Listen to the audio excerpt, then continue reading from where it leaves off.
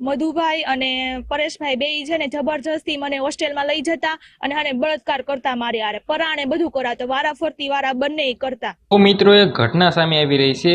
જે ઘટના વિશે વાત કરીએ તો ભાવનગર અને રાજકોટમાં વચ્ચે આવનારું આટકોટ, જ્યાં મિત્રો વાત કરી તો ત્યાં દરમિયાન મિત્રો એક કન્યા છાત્રાલય છે। તેમાં જ મિત્રો વાત કરી તો એક છોકરી સાથે બે નેતાઓ, જ્યાં મિત્રો વાત કરી તો પરેશભાઈ રાદડિયા અને મિત્રો મધુભાઈ, આ બંને નેતાએ મિત્રો તે છોકરી સાથે વારંવાર દુષ્કર્મ કર્યું છે। સાથે મિત્રો વાત કરીએ તો તે છોકરી હાલના ટાઈમમાં તેના ઉપર કાયદેસરની કાર્યવાહી કરી નાખી છે। જે આ વાત કરી તો તમને બધા લોકોને ખબર છે કે ઘણી બધી એવી ઘટનાઓ આવતી હોય છે જેમાં મિત્રો ઘણા બધા સ્વામીઓ મિત્રો ખોટું કામ કરતા હોય છે। પરંતુ મિત્રો સ્વામીઓ તો ઠીક છે, કારણ કે હોસ્ટેલમાં ભણાવતા હોય છે, પરંતુ મિત્રો આ ભાજપના નેતાઓ પણ મિત્રો આની અંદર સામેલ થઈ ગયા છે।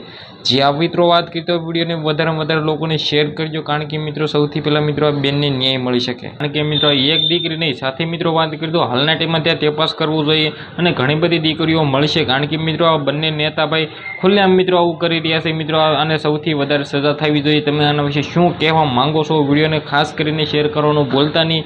વિડીયો પસંદ આવે તો સબસ્ક્રાઈબ પણ કરી લેજો, કારણ કે મિત્રો આપણી ચેનલમાં આવા નવા વિડીયો આવવાના છે। તો આ વિડીયો વિશે શું કહેવું છે કમેન્ટ કરવાનું ભૂલતા નહીં। સાથે સાથે મિત્રો નારાજમી મિત્રો કહે તો પણ ખોટું નથી, કારણ કે નેતાઓ આવું કામ કરે તો મિત્રો તેના ઉપર કાયદેસરની કાર્યવાહી કરવી જોઈએ। તમે આના વિશે શું જાણો છો કમેન્ટ કરવાનું ભૂલતા નહીં। આજનો વિડીયોમાં આટલી જ માહિતી। આપણે એક નવા વિડીયો મળે ત્યાં સુધી બધા લોકોને જય હિન્દ, જય ભારત।